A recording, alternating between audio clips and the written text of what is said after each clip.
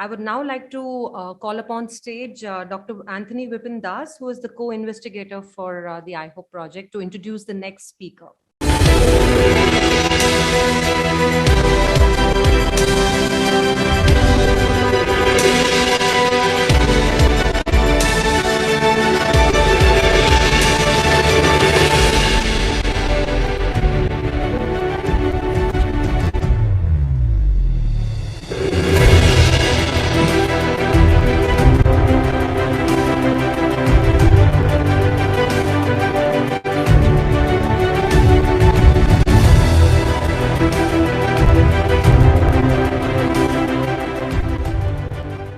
A very warm welcome to our participants joining us from around the world. It gives me great pleasure to introduce our first keynote speaker today. Dr. Manish Kohli is currently the senior advisor at the Albright Stonebridge Group, where he leads the firm's digital health practice.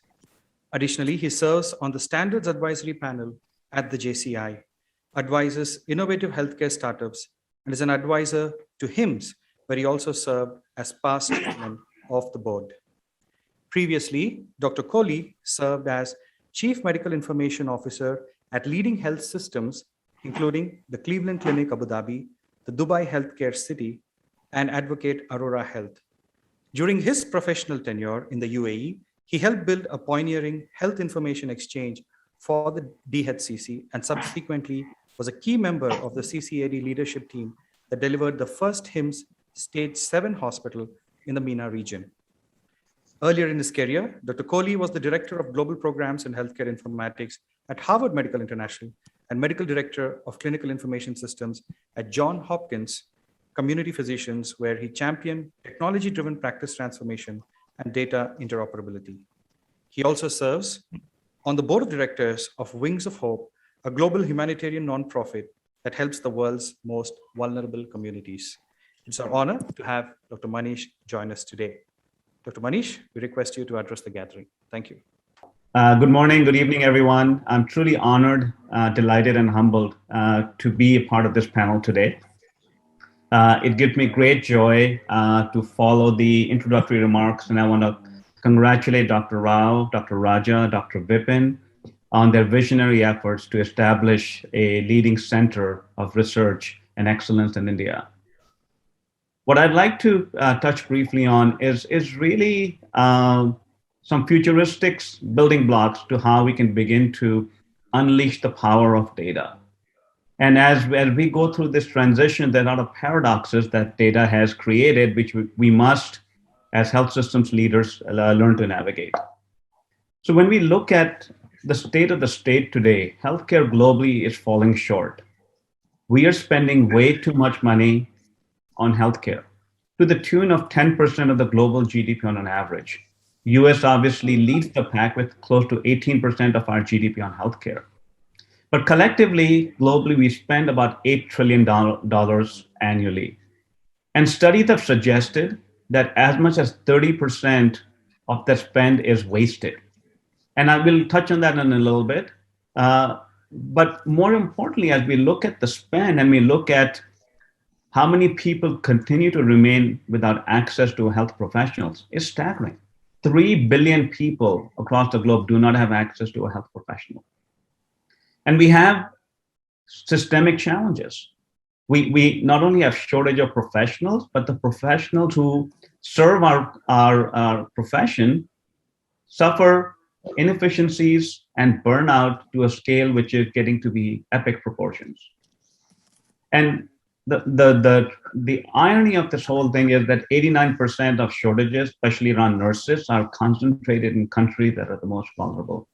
So when we look at the US healthcare system, going back to the waste, there's some key areas where there's large contribution to the waste. Care delivery failures, care coordination failures, pricing failures, overtreatment, fraud and abuse, and administrative complexity. And all of these areas are primed to be addressed through better use of data.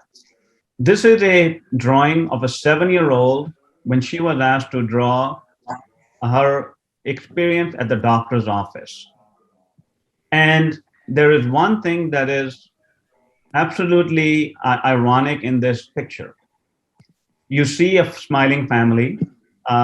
You see a doctor with his back to the patient, which is an unintended and tragic consequence of digital penetration in healthcare because technology has not been optimized. And the erroneous part of this drawing is that the doctor is smiling. We realize that part of the contributor of burnout has been the inefficient adoption and implementation of technologies. And if we are to tackle burnout and inefficiencies in care providing space, we must begin to look at how we bring bring the joy of practice of medicine back into healthcare. Now, here's a staggering statistic. When you look at the compound annual growth rate of data, healthcare leads the pack. And for as data intensive our industry is, very few organizations have really strategically thought about how to leverage data to improve outcomes. Reality is, on an average, physicians feel they're drowning in data and information while we starve for wisdom. And while health systems have become really excellent at acquiring data, the reality is the information devaluation curve is quite rapid. And just acquiring data without being able to use it in a dynamic, timely manner and delivering insights is an opportunity that is ripe for us to address. So ultimately, the future is really around how do we acquire data from a variety of sources dynamically to deliver contextual insights at the point of decision making. To an average physician or a nurse, that's the only thing that matters. And I would say that, this goes from every aspect of a health enterprise, from the CEO's office to the frontline caregiver. We need to progress to an area where we can treat patients based on characteristics that distinguish them from other patients with the same disease. So think about Netflix or Amazon or your common consumer technology, where they use collaborative filtering methodology to really recommend what you're likely to enjoy or consume based upon past behaviors. And imagine if we're able to bring in these kinds of tools to the frontline care, we would immediately have an impact on the experience that physicians, nurses, and patients have in the front lines. This will allow us to really focus on therapies that are most beneficial, but also reduce harm and save costs.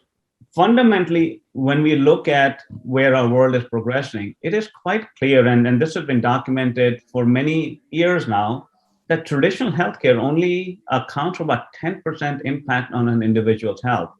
Personal behavior, genomics, social determinant, and environment contribute the remaining 90%.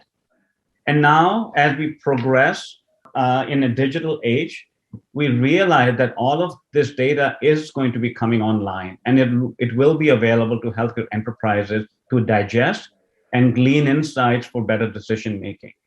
So here's some data. More people across the world have access to a mobile phone than to clean water, electricity, or a toothbrush.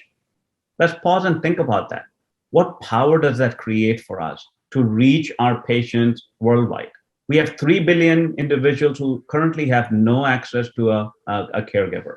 We also see that there's mass adoption of a variety of technologies that generate petabytes upon petabytes of data on a moment-to-moment basis. And as you look at the penetration of the internet, almost 60% of the world has access to the internet.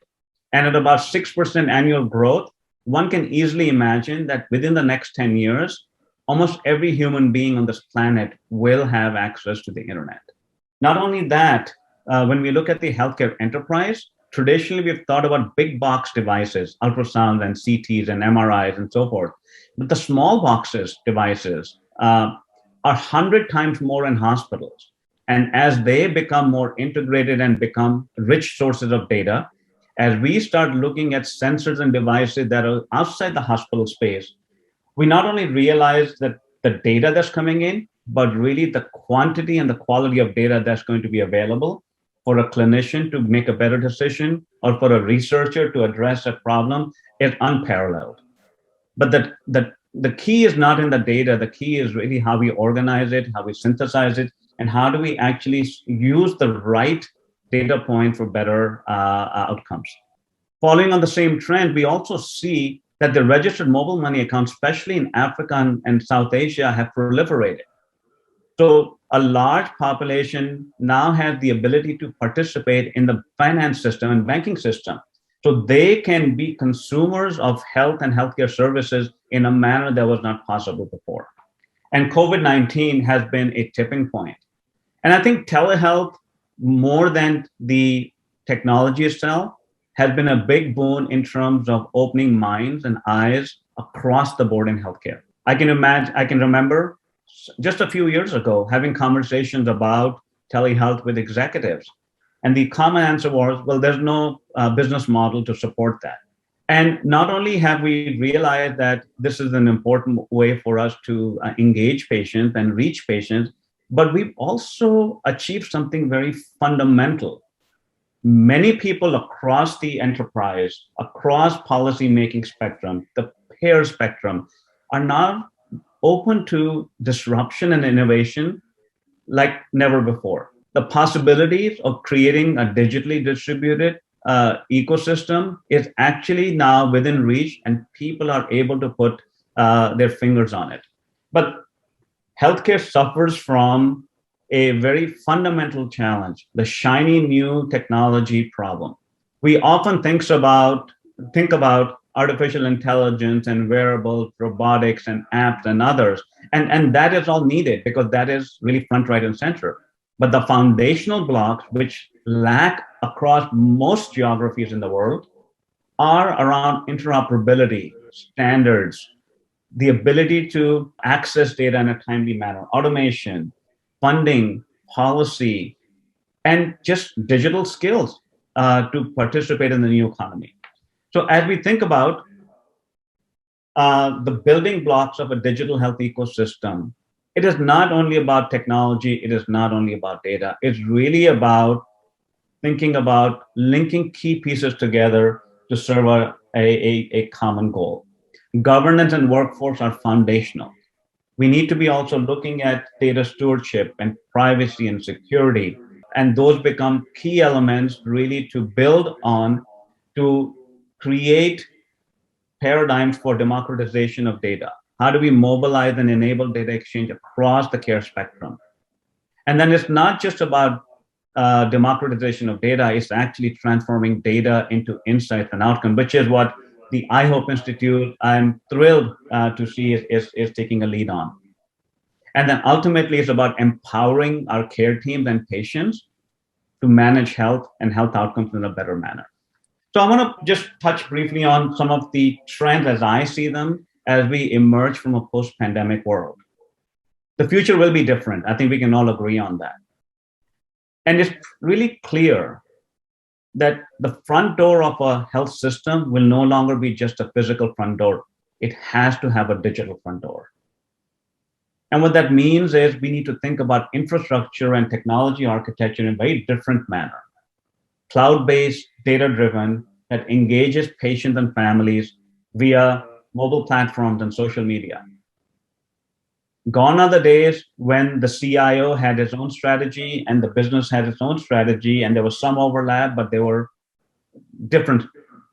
And the future is going to be an overlap between operating models and operating strategies and the technology strategies. Because agility, speed, scale, and flexibility will be extremely important competitive advantages for organizations. We will need to invest in dynamic, sustainable tech architecture that includes cloud and microservices and APIs, but also blockchain, AI, augmented reality, and quantum computing. And this is where I really feel bullish about India, because we have this moment where we can leapfrog from old way of thinking and doing things to actually transformative ways. I think it's the same moment as we had in telecom, where we skipped over the entire land-based infrastructure and went to mobile, and pretty much most Indians now have access to the mobile phone. And as we spoke before, data privacy, security, design, and governance are going to be really important elements of the technology architecture. I think this is a very important element that data will bring to bear, data and intelligence, I should say. As we begin to harness dynamic data from a variety of sources from within and outside the organization, we are going to be in a very compelling position to model the physical world in a digital format. Remember, healthcare is a very risk-averse industry, and that is oftentimes the barrier to change. Imagine if at all levels, from surgical care to facilities and operation, we can model changes that management is thinking or physicians are thinking, and we're able to understand what the impact would be. The ability for organizations to begin to adopt technology and change at a much rapid scale that's needed to address the patient experience and the quality and cost challenges we face is going to be unparalleled. And this is where technologies like IoTs and 5G and devices and sensors, along with AI and ML, are going to be extremely foundational. And underlying all of this is data science competencies. And this is actually an important area because we have a global shortage of data scientists.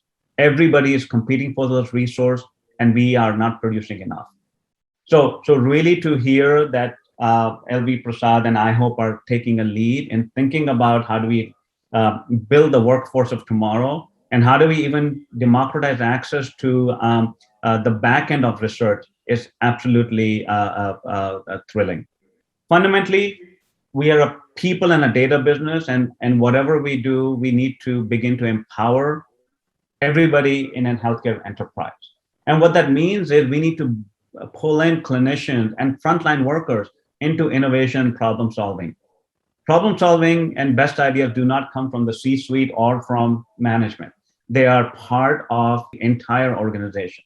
And the more we can do to democratize technology through things like low-code platforms and natural language processing and robotic process automation, we will shift the power to the front line to help us address day-to-day and complex challenges that healthcare faces. Cross-training and governance and education of technology staff, but also of the frontline staff, is going to be part of the DNA. And we talk about telehealth, but I think we're talking about a bigger phenomenon called virtualization, where not only is care accessible remotely, but work is also possible remotely. And that is going to create new models of collaboration, and it's going to help us increase productivity. But we have to be mindful about that. It is not simply about working from home or working remotely. It's really about how do we promote collaboration through intelligent investments in the right tools. I think helping improve life-work balance is going to improve burnout rate, which is absolutely critical in healthcare. Hybrid workers and fully integrated and interactive work experience is going to be what the next generation demands of any employer.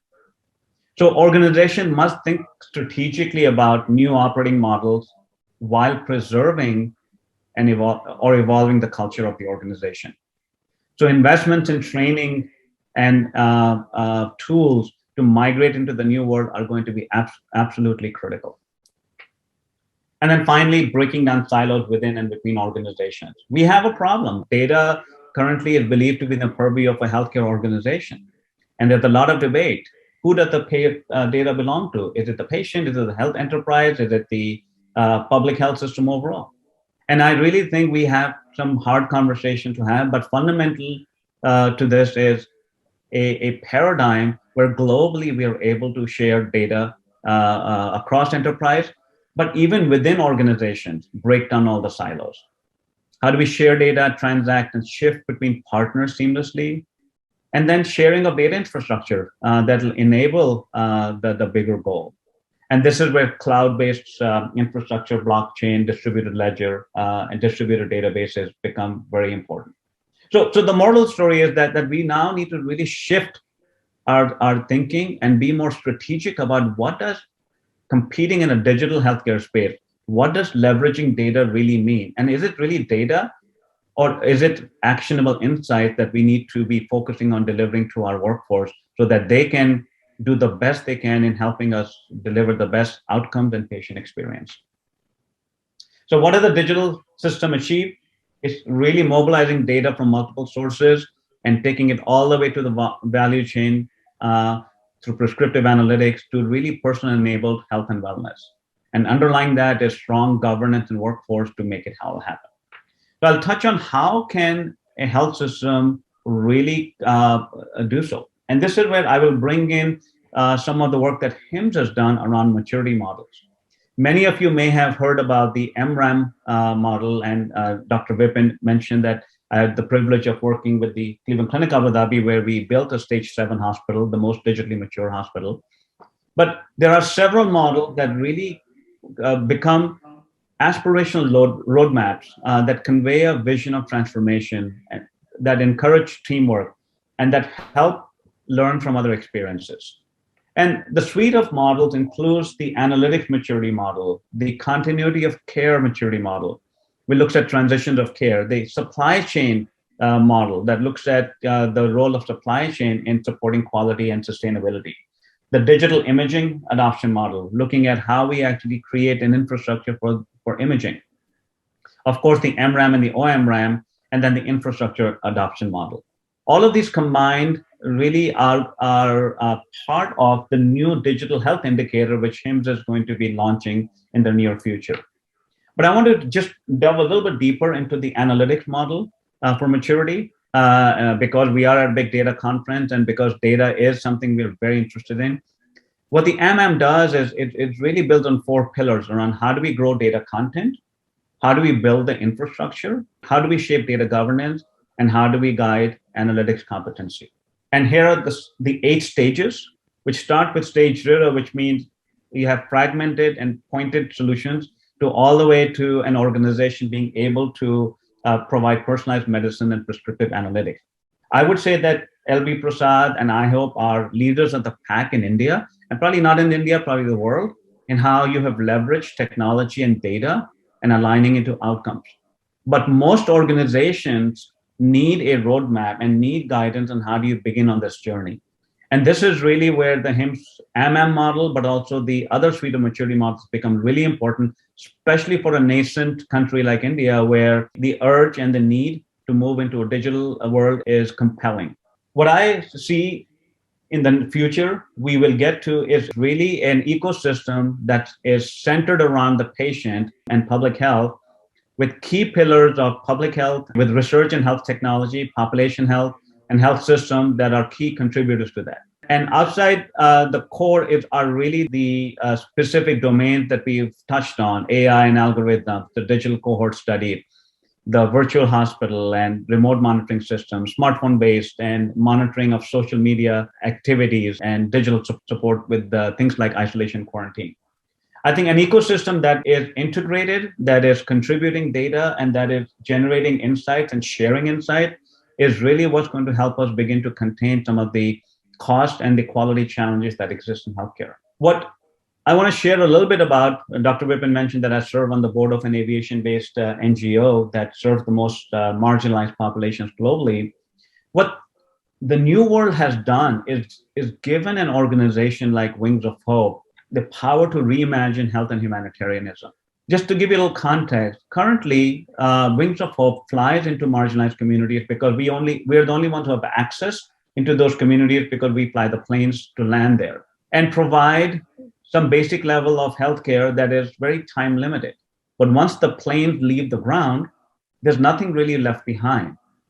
And as the organization looks at the power of data and digital health, they're saying we want to go further. And can we use telehealth and remote patient monitoring and drones and data and analytics and really fundamentally shift how we look at supply chain and logistics to really have a much deeper and broader impact in the lives of patients who really need us the most.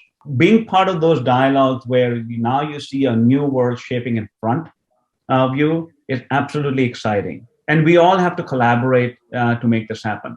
No one organization or individual has all the answers, but I think if we put our minds to that and if we take a scientific approach, the possibilities are endless. So ultimately, data and data-driven contextualized insights are at the heart of optimizing decision-making, but the foundation is the culture, building blocks, but ultimately creating an innovative culture that empowers everybody.